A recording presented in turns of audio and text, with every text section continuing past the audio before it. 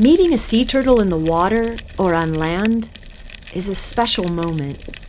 When Earthwatch invited me to join their sea turtle expedition, working alongside biologists, well, who wouldn't jump at the opportunity? I first met Nathan Robinson, field director for the Leatherback Trust. When monitoring here first started, back in 1988, when there was 1,500 animals nesting per year, the international community and the scientific community had the data to prove this site, Playa Grande, was the largest leatherback turtle nesting sites in the world. But they also had the data to prove the population was declining. Why sea turtles? Why not Costa Rica? They're charismatic. They're so cool and so mysterious, and there's so much to learn from them. Unlike some species that have changed really dramatically in recent decades, turtles have pretty much been the way turtles are forever. And there's just something captivating about them. As a kid, like so many kids, I was obsessed with dinosaurs growing up, and this is the nearest thing you really get to working with a living dinosaur today, is sea turtles, and in particular the leatherback turtle. Within hours of landing, we were all treated to rare daytime nestings by 2 olive ridley sea turtles.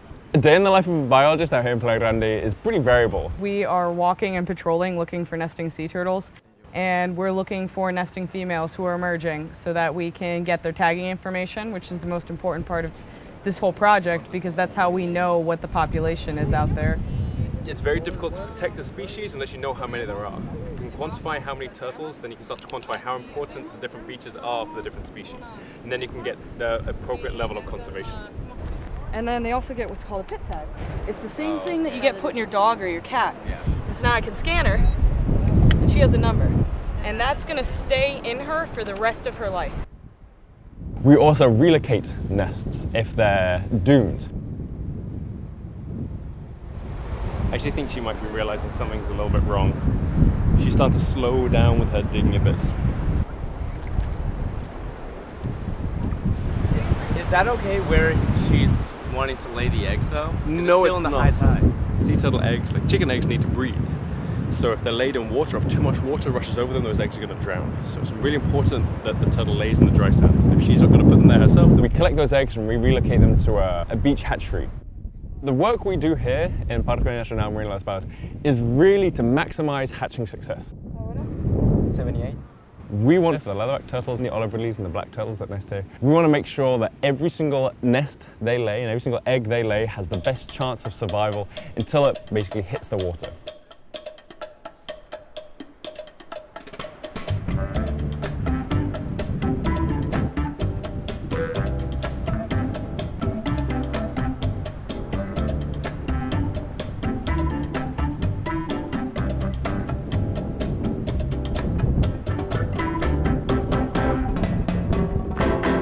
Working alongside the biologist is an education. There's nothing like hands-on experience.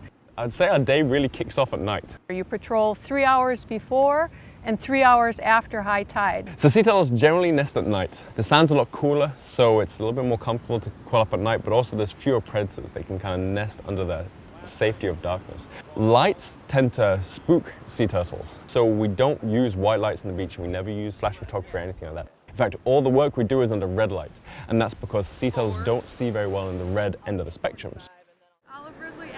And I did happen to be fortunate enough, very first night, it's like get off the plane, you're coming down to do these things with the Earthwatch activities, show up on the beach, and the turtle comes. It's like presto.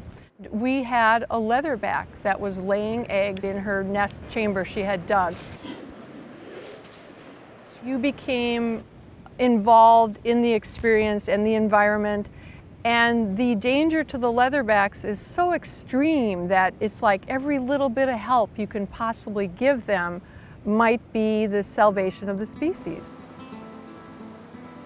Every now and then, a sea turtle might emerge in the daytime. And luckily we've had a leatherback, which is incredibly rare. We haven't had a daytime nesting leatherback for at least 3 years on this project now. Since we started monitoring back in 1988, the population of Eastern Pacific leatherback turtles has declined by about 98%.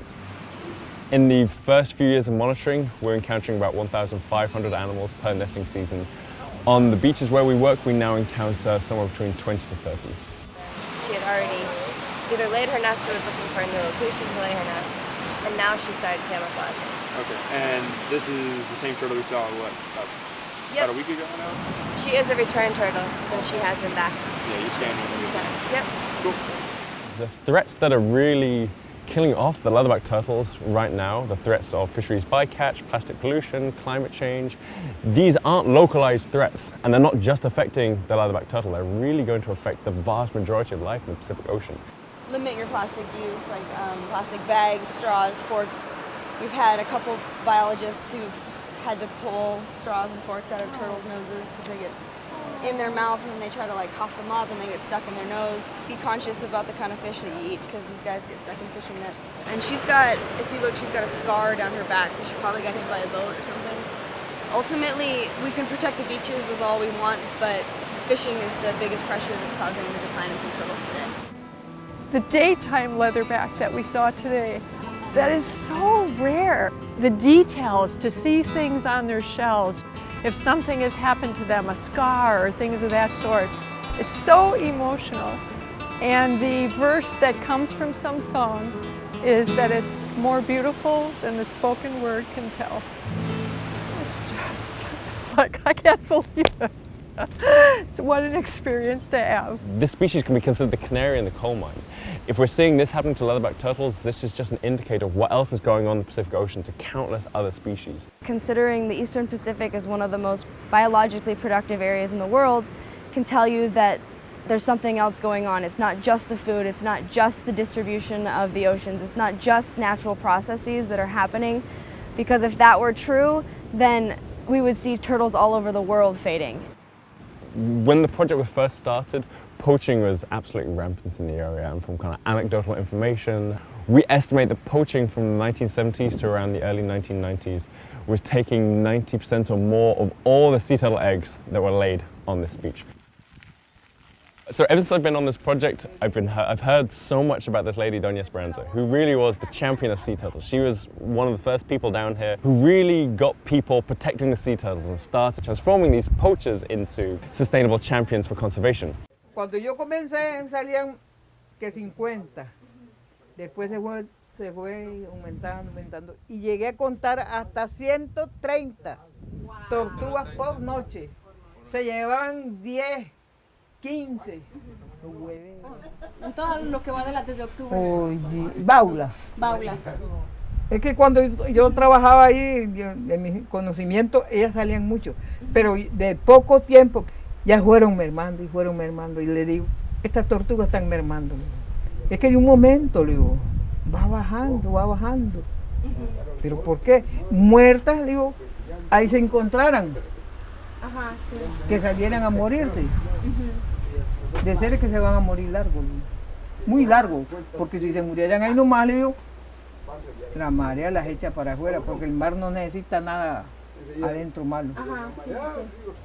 ¿Sí cree que van a seguir igual las poblaciones, o ahorita de cómo se mantienen, de que en un futuro van a continuar? No, más alto yo creo que no. No. The vast majority of poachers we see aren't young kids. They're the older generation who've been doing this since they were kids. If you spoke to someone from the US or the UK and asked them if they would ever consider eating sea turtle eggs, most of them would probably rinse and say no. That's the exact same response you get from the vast majority of Costa Ricans nowadays. So one of the big ways that the local community now plays a role in conservation is they run sustainable sea turtle tours at night. Dentro del parque es muy importante reconocer que los guías antiguos, cuando formaron esta organización, eran personas que venían a buscar huevos para alimentar a su familia, y hoy por hoy comprendieron que era más importante proteger la especie que ayudar a su extinción. Well, we'll go to the turtle and collect the data and relocate the nest if we need to. They'll bring paying tourists to come see the animals, so they get to have a beautiful experience, and they also provide a local income source for the local people and support for the national park. People will protect what they love, and people love what they know. So I think it gives them the opportunity to fall in love with this animal, and that's what we need. Recently, we've also discovered that hatchlings talk. They actually communicate. They make little chirps both in the egg and just after they've hatched. And one of the purposes could be that it's the little hatchlings chatting to each other, saying like, I'm awake, I'm ready to go, let's start climbing. And that could be another way that they synchronize their emergence. Our best estimates at the moment are that leatherback turtles reach sexual maturity somewhere between 20 to 30 years. So every single night when we go out on the beach as biologists and as volunteers, I'm always filled with this optimism, this idea that this is the day when the recovery starts. This is the day when all those sea turtle hatchlings that were saved by the ending of poaching back with the establishment of the national park, they're coming, and there'll be 10, 15, 20, 100 new turtles coming out, and that'll be the recovery for the population. The goal of every single conservation project is at one point to turn around and say, job achieved, species saved, let's move on to the next problem.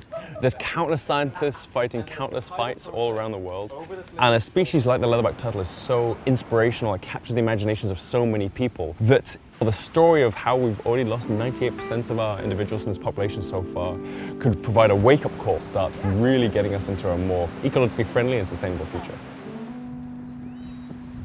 An early morning stroll puts things in the proper perspective. What an inspiring experience to be an Earthwatch citizen scientist for 9 days. Being here showed me how committed individuals can make a difference.